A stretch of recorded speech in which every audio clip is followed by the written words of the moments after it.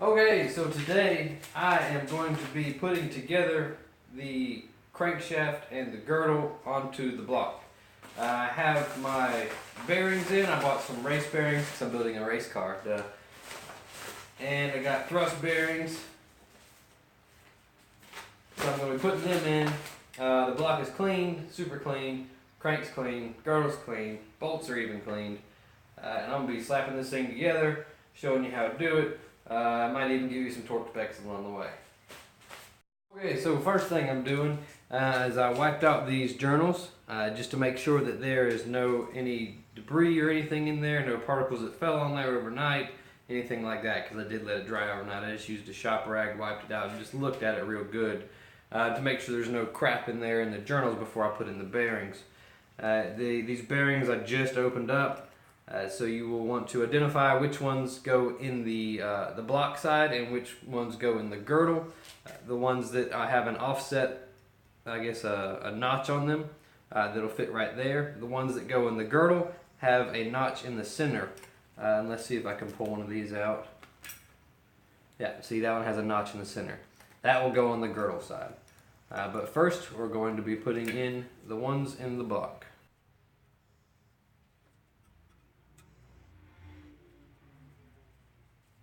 Just set them in there like so. You want to line it up on one side. I don't think there's too much of a technique to this, but you line it up on one side and you just kind of push down on the other. Of course, making sure you keep the notches in line. You just feel with your fingers to make sure you got it smooth. I don't believe you got to pull out a machinist level or anything like that.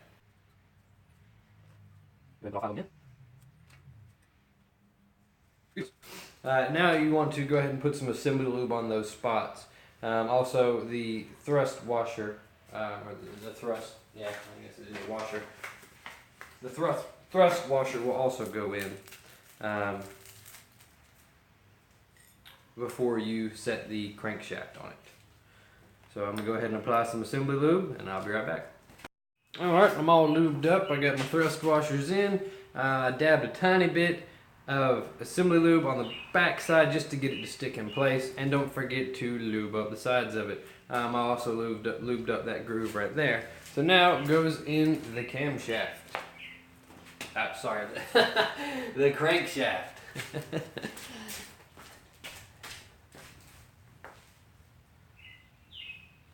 Very carefully set it down in. You don't want to scratch it.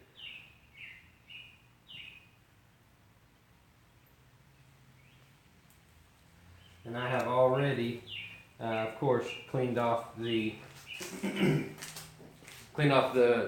journals or whatever they're called on here, on the crankshaft. Alright, so that's good seated in place. Next I'm going to install the bearings on the girdle side, or lower block, is what Honda calls it, but I call it a girdle. Anyways, so I'm going to install them on that side. Of course, clean the journals first, put in the bearings, and add some assembly lube to them. And like I said, it's pretty much the same process on the other side. As you see, like I mentioned before, there's a notch in the middle. You want to line up the opposite side and just push it down in until it gets flush. And do that with the next four.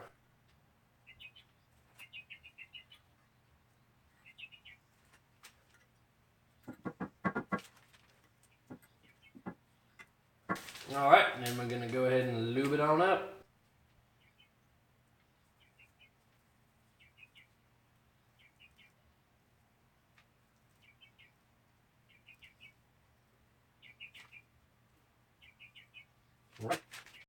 Alright, so next we got to apply a layer of Honda Bond. We're just going to go right around this edge here.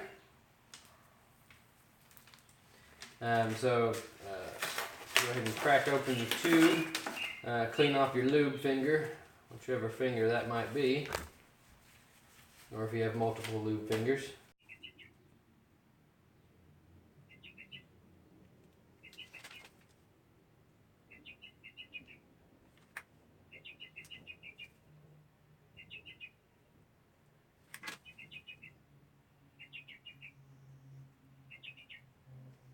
Alright, and a tip for the future is cut your hole a little bit bigger because this stuff doesn't come out quite so easy. Alright, now we're going to put the girdle on.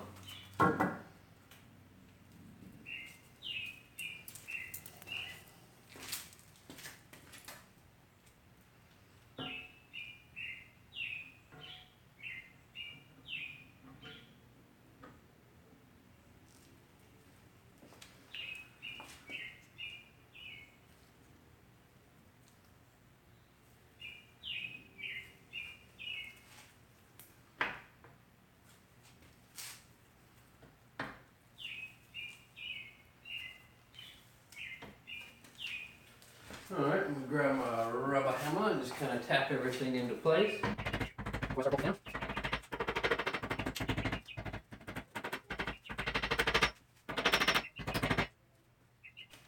good. Alright, so I got my bag of bolts in my pocket, and I'm going to go ahead and put in the main bolts. The order, the sequence you would tighten it down will be 1, 2, 3, 4, 5, 6, 7, 8, 9, 10. And it says tighten them down to 22 foot-pounds and then do another 56-degree turn. 56 degrees of a turn. So I'm going to go ahead and set my torque wrench, 22 pounds.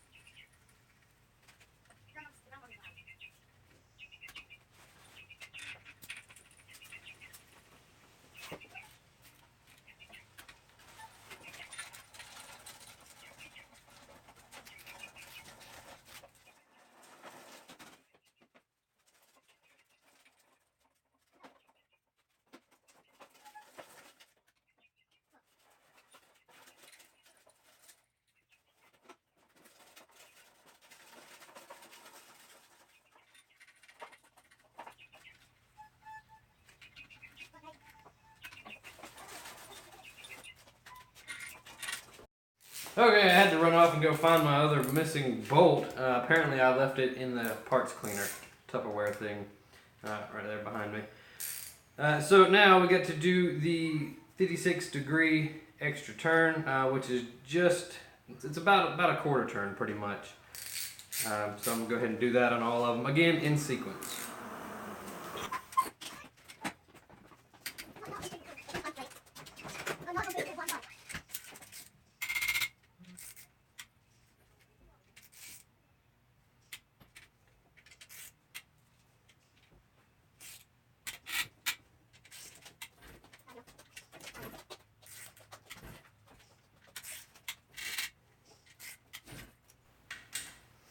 Well, I guess it really helps if you have something that locks its wheels.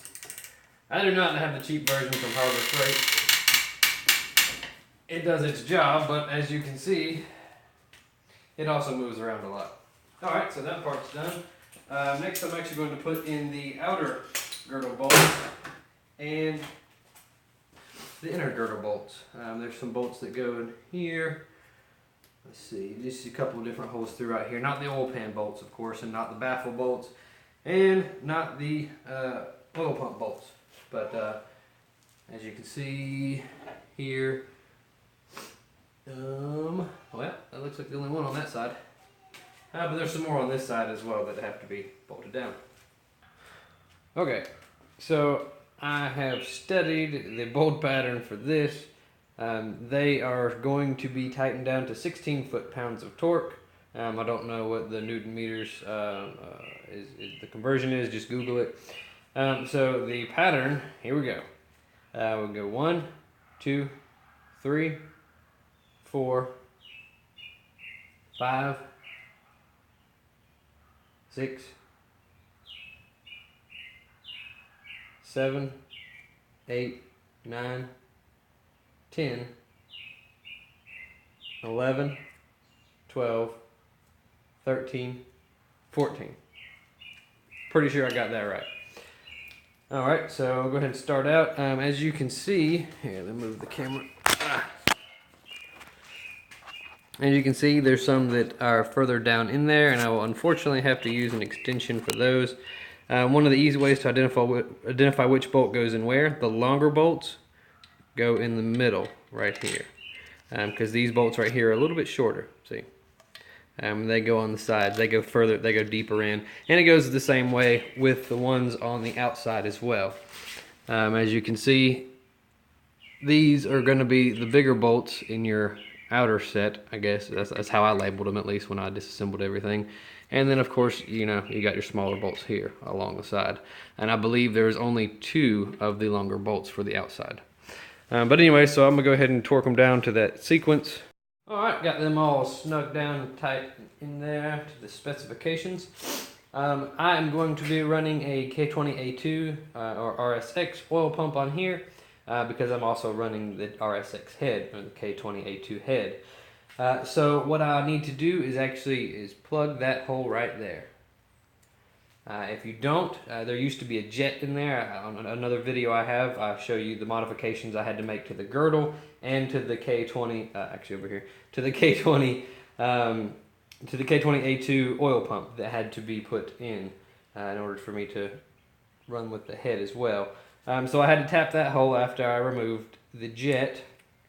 I'm going to apply a little bit of Honda Bond.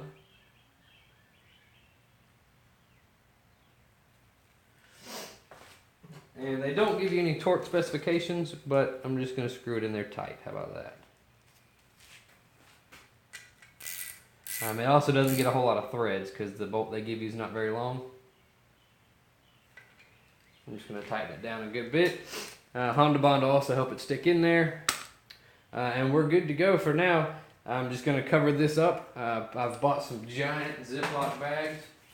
We'll cover the whole thing. Let's see. For jumbo, there we go.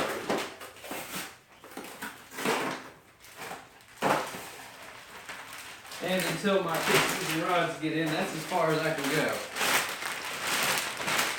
So what I'm going to do, let's cover the whole block. I know, these Ziploc bags are awesome. You should have thought of this before. But you didn't, I did. Anyways, please like the video if you enjoyed it. And subscribe if you want to see more.